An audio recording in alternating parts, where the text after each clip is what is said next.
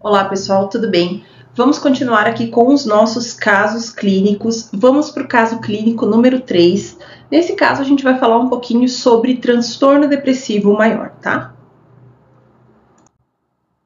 Bom, então esse caso clínico a gente vai trabalhar tanto a parte de transtorno depressivo quanto a parte de ativação comportamental, mas fiquem tranquilos que eu vou explicando tudo para vocês conforme a gente for ao longo aqui do caso, tá? Então, o caso é uma paciente que eu atendi, ela é uma mulher de 33 anos, quando na primeira sessão eu atendi ela começou chorando muito, comentou que em julho ela começou a terapia em janeiro de 2024.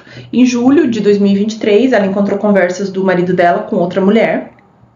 Desde então, ela relata uma piora em sintomas depressivos, relatando que não passava um dia desde então que ela não pensasse nisso, e ela chorava muito, estava muito deprimida por conta disso, tá? Um dos problemas associados a isso é que ela já havia perdoado uma traição dentro desse relacionamento alguns anos antes, e ela se sentia muito culpada por ter perdoado a relação, por ter perdoado a traição e ter continuado o relacionamento. Eles tiveram um breve término quando aconteceu essa traição, mas após muita insistência dele, eles acabaram voltando. Desde que aconteceu essa questão dela pegar as conversas dele com outra mulher, ela chorava muito, ela não conseguia dormir direito à noite, ela sonhava com isso todos os dias, ela ficava ruminando muito isso ao longo dos dias. Ela comenta que ela ficou os últimos 6 meses muito paranoica com todas as ações dele, então ela passou a ter acesso pediu para ele senha de todas as coisas, de celular, de computador, de tudo, porque ela começou a ficar muito paranoica com receio de que ele fizesse isso de novo. Ela relata aqui na primeira sessão que ela não buscou ajuda psiquiátrica e que ao longo da vida ela nunca tomou medicação.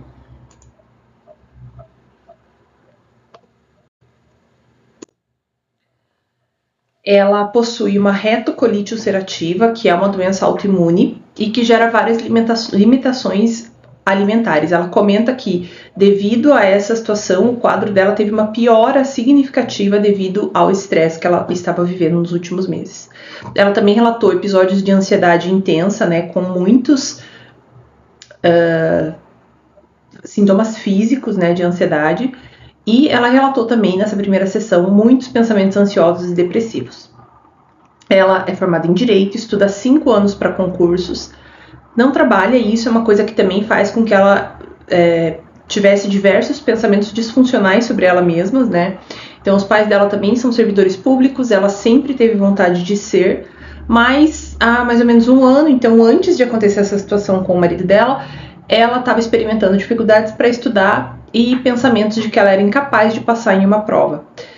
Ela sente que ela não vai conseguir passar em nenhuma prova, que não tem capacidade para isso, né? Embora ela já tivesse sido aprovada em vários certames, mas a única questão aqui quando ela procurou atendimento é que ela ainda não havia sido chamada.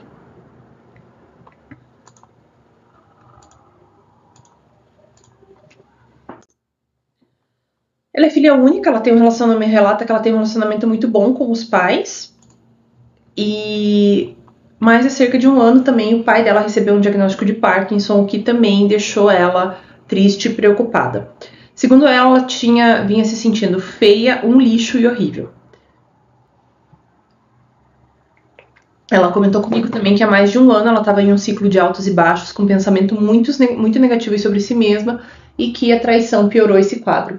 Então, gente, veja, ela provavelmente, eu acho que a gente já vai falar isso mais pra frente, mas veja, provavelmente ela já vinha com um quadro, ela já vinha desenvolvendo um quadro depressivo por conta de tudo que estava acontecendo na vida dela. Então essa questão, vocês vão ver que essa questão do trabalho é uma coisa que pegou muito pra ela.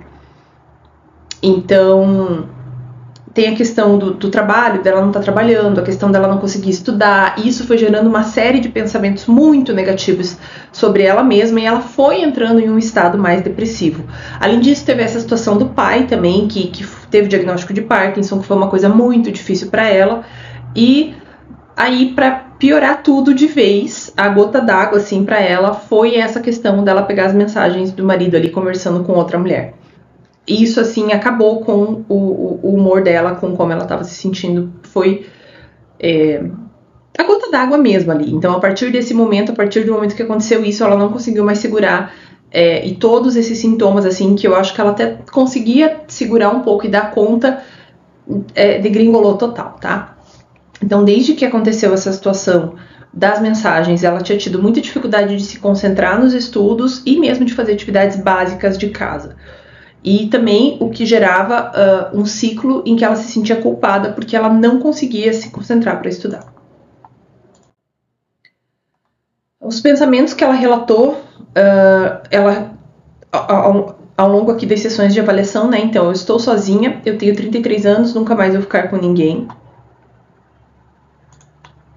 Eu gostaria de ter uma família e eu não vou poder ter filhos. Não sei o que eu estou fazendo com a vida. Deu tudo errado. Eu acabei com a minha vida. Não vou ter uma família, não consigo estudar, não vou conseguir ter sucesso profissional. Quem é que vai querer ter um filho comigo? Eu não tenho competência para nada. Eu sou inútil. Eu acabei com a minha vida quando escolhi voltar com ele, quando ele me traiu. Meus pais vão morrer e eu vou ficar sozinha. Nunca vou ter uma família. Eu sou um lixo. Eu mereço sofrer. Pessoal, então a gente vai começar a falar aqui da depressão, mas quando vocês veem aqui os pensamentos, vocês conseguem observar que são pensamentos muito negativos a respeito dela mesma, tá? Isso aqui é uma coisa que é bem comum na depressão. Principalmente esses pensamentos de inutilidade, esse pensamento que é muito catástrofe total e incompleta, né? Então eu não sei o que eu tô fazendo com a minha vida deu tudo errado, eu acabei com a minha vida, eu nunca vou ter uma família, eu sou um lixo, eu mereço sofrer. Então veja, ela tinha pensamentos muito, muito, muito negativos sobre ela mesma, tá? E a gente já vai falar mais sobre o impacto disso aqui no transtorno depressivo, tá? E aí, quais que são os critérios de diagnóstico para transtorno depressivo maior, segundo aí o DSM? Então, para um episódio depressivo maior, 5 ou mais dos sintomas abaixo, eles devem estar presentes durante o mesmo período de 2 semanas, né, no mínimo 2 semanas, e representar uma mudança em relação ao funcionamento anterior. Pelo menos um dos sintomas deve ser humor deprimido e perda de interesse ou prazer. Aqui ela já tem os dois, tá? Então, aqui os critérios diagnósticos, né? Então, humor deprimido na maior parte do dia, quase todos os dias. Então, a pessoa sente-se triste, vazia ou sem esperança. Uma das coisas que as pessoas às vezes confundem em relação ao transtorno depressivo nesse caso dessa paciente, ela se sentia muito triste, né? Mas às vezes as pessoas falam assim... Às vezes eu dou um diagnóstico de depressão para um paciente e a pessoa fala, mas eu não me sinto triste. As pessoas associam muito depressão à tristeza. Não tá errado, tá? Porque, veja, o humor deprimido, ele pode se caracterizar por a pessoa se sentir triste. Só que, veja, triste, vazio ou sem esperança. Normalmente eu falo que o grande... acho que um dos grandes marcadores, assim, não é o grande, não é o maior, mas eu acho que um dos grandes marcadores de humor da depressão não é nem um sintoma triste, é uma apatia que a pessoa sente diante da vida. Então, vocês conseguem perceber que é diferente? Por isso que eu falei que às vezes eu dou um diagnóstico de depressão para o paciente e ele fala assim, mas eu não me sinto triste. Mas é uma pessoa que está completamente apática diante da vida, que não tem mais interesse em fazer nada. A pessoa ela não está triste, mas ela simplesmente está completamente apática a maior parte do tempo, né? Sabe aquela apatia, aquela coisa de tanto fez como tanto faz, eu não me importo com nada, eu não quero fazer nada, né? Então, isso é uma das características que às vezes as pessoas se confundem. Então, às vezes a pessoa fala, mas eu não tô triste, como que eu posso estar em depressão? Ou às vezes outras pessoas falam, nossa, fulano fala que tá deprimido, mas eu não vejo ele triste. Porque, claro, sentir-se triste pode ser uma das características desse humor deprimido, mas esse humor mais vazio, essa sensação de apatia que a pessoa sente diante da vida, também está muito associado à depressão e muitas vezes as pessoas não fazem essa conexão com o transtorno depressivo, tá? Então, os critérios diagnósticos é o humor deprimido na maior parte do dia, quase todos os dias, é o que a Amy aqui apresenta, tá?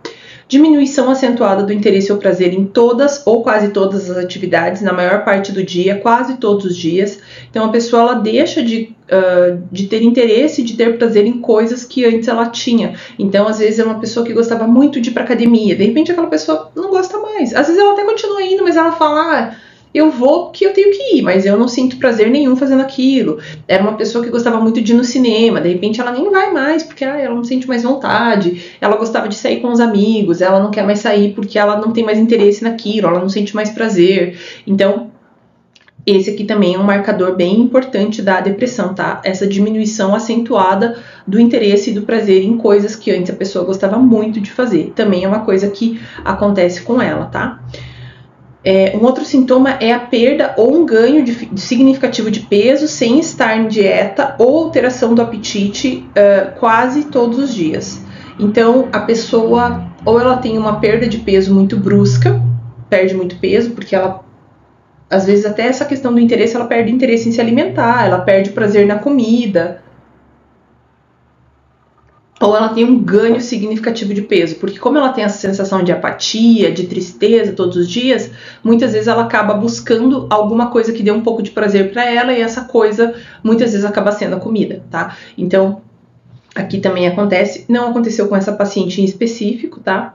Insônia ou hipersonia quase todos os dias. Então, a pessoa ela pode apresentar tanto insônia, em que ela fica acordada o tempo todo e ela não consegue dormir, porque ela fica ruminando e ela fica pensando as coisas, ou a pessoa tem um quadro de hipersonia, em que ela quer dormir a maior parte do tempo. Eu tenho uma paciente que ela teve alguns... ela já entrou em alguns episódios depressivos, e a gente sabe que ela tá entrando em um episódio depressivo quando ela começa a ter muito sono. Então ela começa a ter muito sono, ela não quer sair de casa, ela não quer treinar, ela não quer fazer as coisas dela, ela só quer dormir. E dorme-se muito, tá? A pessoa fica o dia todo dormindo. Dorme mesmo, tá? Agitação ou retardo psicomotor observável por outras pessoas não é apenas uma sensação subjetiva, tá? Então, se você perguntar aqui para quem convive com a pessoa que tem depressão, a pessoa vai relatar que ou a pessoa tá muito agitada ou a pessoa tá lenta. Sabe quando a pessoa tá lenta para fazer as coisas? Pode aparecer das duas formas, tá? Pessoal, só uma coisa aqui, né? Talvez vocês estejam pensando, mas a pessoa pode ter perda ou ganho de peso, a pessoa pode ter insônia ou hipersonia, e a pessoa pode ter agitação ou retardo psicomotor? Como assim? Então a pessoa pode apresentar tanto... Você percebe que são extremos, né? Então, ou a pessoa vai perder muito peso, ou ela vai ganhar muito peso, ou ela vai não dormir mais, ou ela vai dormir muito. Percebe que são extremos? Quando a gente está diante de um extremo assim, alguma coisa errada está acontecendo ali. Então, depende de questões pessoais, enfim, mas o paciente com depressão, eu já tive pacientes em ambos os extremos, tá? Então, pode acontecer tanto uma coisa quanto outra em paciente com transtorno depressivo, tá? Outra coisa é fadiga ou perda de energia quase todos os dias. Existe um termo que a gente fala, que a pessoa fala assim, a gente fala que a pessoa é como se ela tivesse membros de chumbo. A pessoa fala que ela vai levantar, mas ela sente um peso, ela sente como se o corpo dela pesasse 1 tonelada. Então, fazer qualquer coisa é muito difícil para essa pessoa. Então, para ela levantar, para ela tomar um banho, para ela ir ao supermercado, ela sente uma perda de energia assim absurda. E às vezes é essa pessoa que dormiu 12, 14 horas no dia, e quando ela acorda, ela sente ali que o corpo dela, ela sente isso que a gente fala, né, desses membros de chumbo, que é muito difícil para a pessoa fazer qualquer coisa, tá? Sentimentos de inutilidade ou culpa excessiva ou inapropriada, então quase todos os dias, não é apenas uma culpa por estar doente, é bem comum o paciente depressivo se sentir culpado por estar em depressão, tá? Mas não é só isso, a pessoa sente essa sensação de inutilidade, até que a Amy ali relata, e essa culpa excessiva. Então a pessoa sente culpa por coisas que não são culpa dela e que não tem como ela controlar. Então veja, ali na primeira sessão ela relatou pra mim que ela sentia muita culpa por ter voltado com ele depois daquela traição, mas como que ela ia saber que ia acontecer isso hoje, né? Então ela não atribuía o problema que eles estavam tendo no relacionamento. Claro que ela enxergava que ele era culpado, mas ela atribuía como se a culpa maior de tudo fosse dela por ter perdoado e ter continuado, tá? Então isso aqui é bem comum. Diminuição da capacidade de pensar, de concentrar-se ou tomar decisões. Então também a pessoa sente uma dificuldade muito grande em se concentrar, em pensar. Às vezes ela era uma pessoa que era muito boa em raciocínio, que era muito boa lendo, de repente a pessoa não consegue mais ler uma página de um livro, não consegue mais se concentrar, e é uma coisa que ela relata ali, né? Que ela vem tendo uma dificuldade muito grande de se concentrar. E aqui é o sintoma mais grave que a gente mais tem que tomar cuidado e observar em pacientes com transtorno depressivo maior, que são os pensamentos recorrentes de morte, de ação suicídio, de ação suicida, tentativa do suicídio ou alguma coisa, algum padrão parecido, tá? Então, esse aqui é o sintoma mais preocupante. Essa minha paciente nunca teve, nunca apresentou nenhuma ideação suicida ou algo que fosse, que necessitasse de uma intervenção maior nesse sentido de prevenção de suicídio, tá? Mas muitos pacientes apresentam. E às vezes, dependendo do tempo que a pessoa tá depressiva, ela começa, às vezes ela não tem isso aqui, mas aí passa um tempo ela começa a ter, né? Então, isso aqui é o sintoma que é principal. A gente precisa avaliar se o paciente tem algum sintoma nesse sentido, a gente precisa agir imediatamente, porque principalmente se ele já teve uma tentativa de suicídio, tá? Por quê? Porque a pessoa que tem alguns estudos que mostram que a pessoa que teve uma tentativa de suicídio, eu não lembro qual que é o percentual, mas ela tem um percentual lá de chances isso aumenta a chance dela tentar suicídio de novo no futuro, tá?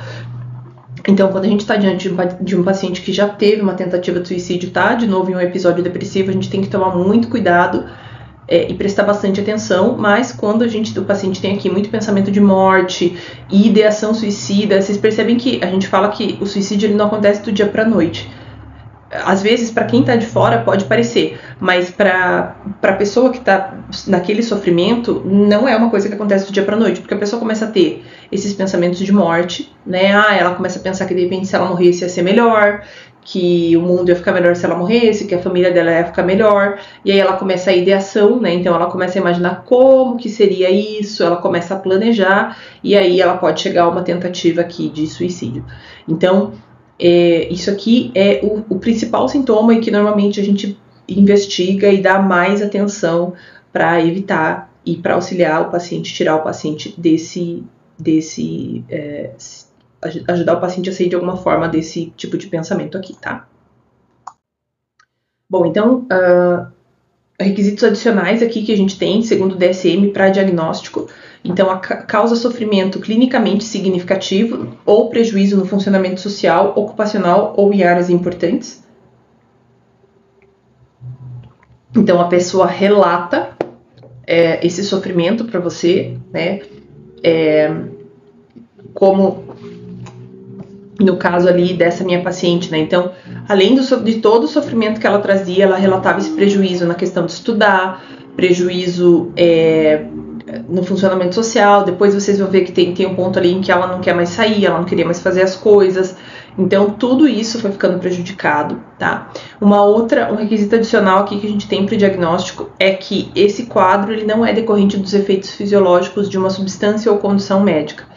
Então, se o paciente está sob o uso de alguma substância, a gente precisa avaliar, porque às vezes eu não digo não sei nem se é tão comum com um transtorno depressivo, mas às vezes acontece com outros transtornos. Por exemplo, eu vou dar um exemplo que é bem comum. A gente normalmente não dá um diagnóstico de bipolaridade se o paciente está em uso de anabolizantes. Por quê? Porque às vezes o paciente ele pode estar ali em mania induzida por uso de anabolizantes, por exemplo. Então não tem como a gente dizer se é um episódio de mania porque a pessoa é bipolar ou se é um episódio de mania porque ela está sob efeito fisiológico de alguma substância. Entenderam? Eu acho que esse exemplo do anabolizante ele fica bem claro de entender. E esse episódio ele não é melhor explicado por por um transtorno esquizoafetivo, esquizofrenia, esquizofreniforme ou algum outro transtorno do espectro da esquizofrenia. E também, aqui a gente tem que investigar. No começo é um pouco mais difícil e essa é uma das razões pelas quais a pessoa com transtorno bipolar acaba demorando muito para receber diagnóstico muitas vezes, né? Mas nunca houve um episódio maníaco ou hipomaníaco, tá? A menos que induzido por substância ou condição médica. Então, o que é a depressão para as terapias cognitivo-comportamentais? Aí vocês vão ver como o pensamento dela como isso aqui, a depressão ela é muito bem descrita pelo Aaron Beck e pelas terapias cognitivo-comportamentais. Bom, aqui a conceitualização da depressão na terapia cognitivo-comportamental, ela tem como marco inicial o trabalho do Aaron Beck, na década de 60. O Aaron Beck ele observou que pacientes deprimidos eles apresentavam um padrão sistemático de pensamentos negativos sobre si mesmo, o mundo e o futuro, que é o que a gente chama de tríade cognitiva, tá? Eu acho que eu coloquei um exemplo aqui, daqui a pouco a gente vai falar sobre ele, tá? Ele propôs que esses pensamentos eles são consequências de esquemas disfuncionais que são ativados por eventos estressantes, levando a erros cognitivos, distorções. Então, veja, pensamentos são consequências de esquemas, que eu já vou explicar para vocês o que é, mas esses esquemas eles são ativados por eventos estressantes, levando a erros cognitivos, as distorções. Então, veja, foi exatamente o que aconteceu com ela. Ela já estava, né? Eu não posso afirmar que ela já estava em um quadro, em um episódio depressivo, mas ela já não estava bem. E ela já estava com esses pensamentos de que ela é inútil, que ela não tem valor, que nada que ela faz presta, que nada que ela faz dá certo. E aí o que acontece? Acontece o negócio dela pegar as mensagens lá do noivo. Isso, do marido. Isso, assim, foi a gota d'água, né? Então, assim, foi um evento estressante que ativou aqui de vez esse esquema disfuncional. E aí o pensamento dela ficou muito marcado por esses erros cognitivos. Então, o pensamento dela era basicamente, quando ela falava nas sessões assim, era que ela era inútil, que ela não tinha valor, que ela não servia pra nada, que todos aqueles pensamentos que eu mostrei ali pra vocês, tá? Vão aparecer outros aqui depois que eu trouxe como exemplo. Mas era muito assim, eu nunca vou ter uma família, ninguém nunca vai querer ficar comigo, meus pais vão morrer, eu vou ficar sozinha, eu não mereço ter isso, eu mereço sofrer, né? Então, aparecem essas distorções aqui, né, como generalizações excessivas e interpretações catastróficas. A depressão, então, ela seria mantida por uma interação entre pensamentos automáticos negativos, emoções de desesperança e comportamentos de evitação ou retraimento, tá? A gente já vai falar sobre isso aqui. Uma coisa que eu acho legal a gente falar... Deixa eu ver se eu coloquei no próximo slide. Tá. A gente já entra aqui nesse próximo slide. Só para fazer um contexto histórico para vocês, eu acho bem interessante, porque o Aaron Beck, e ele é muito importante é o pai, né, da TCC, da terapia cognitivo-comportamental, e, na verdade, ele começa o desenvolvimento do trabalho dele com a TCC justamente estudando a depressão. Então, a gente tem aí um bom arcabouço teórico da TCC para suportar ali todo o trabalho que é feito com transtorno depressivo. Por quê? Porque o Aaron Beck, ele era um médico, acho que ele era médico, e ele era psiquiatra, e toda a formação dele era psicanalítica. E ele está trabalhando num hospital e ele está atendendo pacientes depressivos graves, né, que estão internados em um hospital psiquiátrico. E ele atende esses pacientes e ele atendia de acordo com a psicanálise. E aí, gente, eu não lembro muito bem, embora minha formação na faculdade tenha sido psicanalítica, mas foi tão aversivo que eu apaguei do meu cérebro.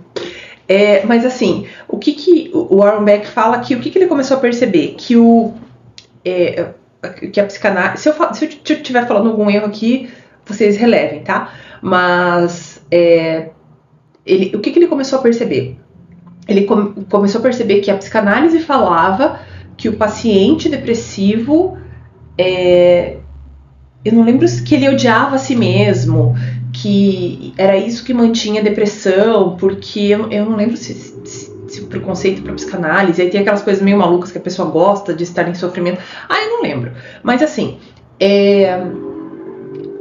o que ele começou a ver? Mas eu lembro que um dos conceitos era que acho que o paciente odiava a si mesmo, enfim. E aí ele começou a ver que não. Quando ele ia conversar com essas pessoas, não era que as pessoas odiavam a si mesmas, mas as pessoas pensavam que eram inúteis, as pessoas pensavam que não tinham valor, que a vida delas não ia dar certo. E ele começou a ver que não é que as pessoas odiavam a si mesmas, mas que as pessoas tinham uma profunda distorção em seus pensamentos sobre si mesmo. E a partir daí, ele começou a construir a teoria da terapia cognitivo-comportamental para a depressão. E ele começou a validar esse modelo dentro do hospital. Então, ele saiu de uma base toda psicanalítica, porque ele viu que aquilo não correspondia à realidade, e ele foi desenvolver a TCC, principalmente estudando e tratando esses pacientes depressivos. E aí ele sempre fala que ele falava nos livros, nos escritos dele, que a depressão ela era basicamente um transtorno de pensamento. Óbvio que ele escreveu isso Pensa, ele começou a escrever e falar sobre isso nos anos 60, então óbvio que depois a gente teve toda a evolução da neurociência, que claro, observou que, e aí a gente foi descobrindo que existe sim um transtorno de pensamento nos transtornos depressivos, mas que existem outros fatores associados, né? Então, uma predisposição genética, questões biológicas, enfim, existem uma série de outras questões, mas ele não, que complementaram o trabalho dele, mas ele não estava errado, tá? Então, ao longo das décadas seguintes, né, a TCC ela expandiu seu modelo, integrando, né, a importância dos fatores comportamentais, como a redução de reforçadores positivos e esse ciclo de inatividade, anedonia e desmotivação. Então, o que deu origem a abordagens como a ativação comportamental, que eu vou explicar para vocês, que visa reverter esse padrão por meio do aumento sistemático de atividades prazerosas e significativas. Então, a conceitualização moderna também passou a considerar a vulnerabilidade cognitiva e os processos metacognitivos, ou seja, a forma como o indivíduo se relaciona com seus próprios pensamentos, dando origem às terapias de terceira onda, tá? Só para fazer um histórico aqui em paralelo para vocês. Mas isso aqui é bem importante, né? Porque o paciente deprimido, a gente vai ver que o paciente ele entra em um ciclo que o paciente deprimido, como ele começa a perder o interesse, a perder o prazer em fazer as coisas, ele vai parando de fazer as coisas. Mas o que acontece? Quanto menos coisas ele faz, menos ele tem interesse em fazer coisas e menos prazer ele sente e mais inativo ele vai ficando. Então você percebe que a gente fala que é um ciclo de feedback negativo, porque ele fica se retroalimentando. Então eu não tenho muita vontade, eu não sinto prazer, eu paro de fazer as coisas que antes me davam prazer, mas daí como eu não sinto prazer, eu não faço e daí fica muito difícil fazer, então eu paro de fazer, então eu sinto menos prazer ainda, então reduz todos esses reforçadores positivos e a pessoa vai entrando num ciclo de inatividade muito forte, tá? Que é o que a gente vai trabalhar aqui na ativação comportamental para ajudar o paciente a sair disso, tá? Ficou claro? Se não tiver ficado claro, vocês me mandam uma pergunta lá no Instagram que eu ajudo vocês, tá? E aí, atualmente, os modelos mais recentes incorporaram, né, essas evidências neurobiológicas, contextos sociais e mecanismos transdiagnósticos. Então, hoje a depressão ela é vista, né, como um fenômeno multifatorial, sustentado não apenas por pensamentos disfuncionais, mas também por esses padrões de evitação experiencial, que é esse padrão comportamental da pessoa fugir de situações, né? Então evitar mesmo, rigidez cognitiva, que a gente já falou bastante sobre isso, ruminação, eu acho que não apareceu ainda, e baixa flexibilidade psicológica, tá? Abordagens como a terapia do esquema, a terapia baseada em mindfulness e a terapia de aceitação e compromisso ampliaram aí o foco da TCC tradicional, mantendo a estrutura de conceitualização funcional, mas atualizando aí as estratégias à luz de avanços científicos e clínicos, tá? Então aqui eu trouxe algumas frases do Aaron Beck sobre principalmente a depressão, né, que foi aí o grande foi o grande objeto de estudo dele aí ao longo da vida dele, tá?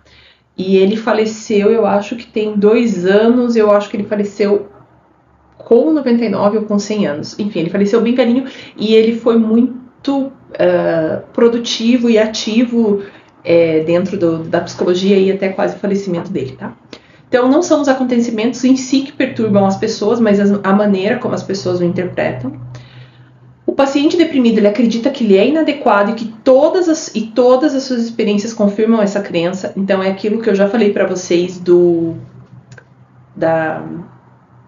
Nossa, gente, minha memória tá ruim hoje. É aquilo que eu já falei para vocês da profecia autorrealizável. Então, o paciente, ele acredita que ele é inadequado e ele só olha para experiências que confirmam essa crença, tá? E a chave para o tratamento da depressão está em ajudar o paciente a reavaliar as suas interpretações distorcidas da realidade. E vocês vão ver como que foi feito aqui com essa paciente, que a gente fez um trabalho muito bacana com ela, tá? Bom, então aqui a gente tem a tríade cognitiva da depressão, né? Foi proposta por Aaron Beck, é um modelo central da TCC e descreve 3 padrões negativos de pensamento comuns em pessoas deprimidas, tá? Então a pessoa ela tem uma visão negativa, a tríade cognitiva, então ela é composta pela visão que você tem de você mesmo, a visão que você tem do mundo e a visão que você tem dos outros ou do futuro, tá? a visão do mundo e dos outros e a visão do futuro aqui, perdão.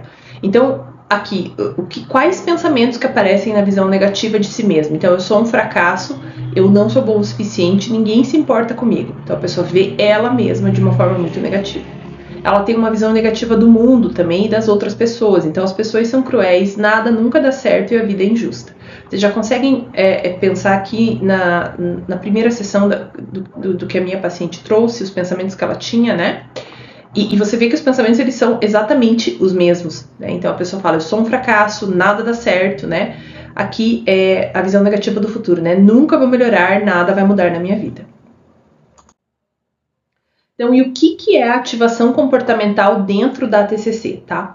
Então, a ativação comportamental é uma estratégia terapêutica central para depressão, porque parte da ideia de que o humor deprimido ele é mantido ou agravado pela redução de comportamentos prazerosos significativos ou reforçadores. Como eu falei, a pessoa ela não faz as coisas que ela sente prazer, aí como ela não sente prazer em nada, ela faz menos coisas, como ela faz menos coisas, ela não sente prazer em nada, e isso vai se reforçando, tá? Quando a pessoa deprimida se isola, evita tarefas ou perde interesse em atividades, ela acaba entrando em um ciclo de inatividade, anedonia e reforço negativo, alívio que é esse alívio momentâneo ao evitar, né? Ela quer fazer alguma coisa, ela sei lá, pensa em fazer alguma coisa, mas daí ela arruma uma desculpa e ela não faz. E aquilo dá para ela um alívio momentâneo, mas aí a gente entra num reforço negativo aqui, tá? E esse ciclo aqui vai perpetuando a depressão, tá? O foco da ativação comportamental é quebrar esse ciclo por meio do engajamento gradual e do planejamento de atividades que gerem reforço positivo, mesmo que a motivação e a vontade ainda não estejam presentes. Então, isso é uma coisa que eu reforço muito para os pacientes que estão depressivos. Eu falo assim, olha, a gente vai propor algumas atividades e você vai fazer. Eu sei que você não quer fazer, eu sei que é muito difícil para você fazer, eu sei que o seu corpo ele é pesado, eu sei que você não tem vontade nenhuma, mas eu preciso que você faça. Faz parte do tratamento. Se você não começar a engajar nesses comportamentos, você não vai ver melhora. E como o paciente ele também quer melhorar, ele acaba se esforçando, mas uma coisa que eu percebo muito é que ao longo do tratamento para depressão, no começo a pessoa, ela fala assim, nossa, foi um sacrifício sair da cama e tomar um banho, mas eu levantei e tomei um banho.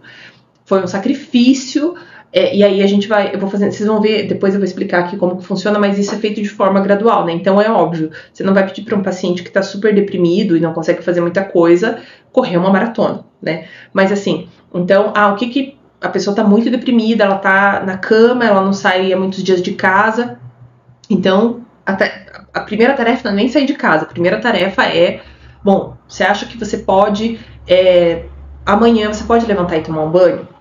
Tá, posso. Você acha que você pode, ao invés de passar o dia no quarto, isso eu já propus para uma paciente, tá? Você acha que ao invés de você passar o dia no quarto, você acha que você pode levantar, tomar um banho e passar o dia na sala? Nem que você passe o dia, tudo bem, você não precisa levantar, você não precisa fazer atividade, você pode só mudar o ambiente? Ok. E aí depois a gente vai fazendo esse incremento de atividades bem devagar. Eu reforço para o paciente sabe, eu sei que no primeiro momento ele não sente vontade, ele não sente prazer, mas quando ele começa a se movimentar e a fazer essas coisas, ele consegue quebrar esse ciclo, tá? E a lógica aqui a gente fala, né, que é a ação antes da motivação. Aqui o paciente ele não tem motivação mesmo, tá? Ele faz assim, ele fala, eu faço me arrastando, a motivação é melhorar, mas assim, a motivação para o comportamento, para querer agir, ele não tem, tá? E aí, com isso, o paciente ele vai começando a experimentar pequenas melhorias no humor. Esse senso de autoeficácia dele vai aumentando, né? Que é aquilo que eu já comentei para vocês, que é quanto a pessoa se vê capaz de fazer alguma coisa, vai fortalecendo o seu funcionamento e criando um ciclo virtuoso aqui de mudança. A gente sai de um ciclo de feedback negativo e entra num ciclo mais positivo aqui de mudança, tá? Pessoal, eu vou fazer uma pausa agora, acabei me empolgando e falando muito. E daqui a pouquinho eu volto para continuar falando com vocês sobre depressão e ativação comportamental. Vejo vocês no próximo bloco.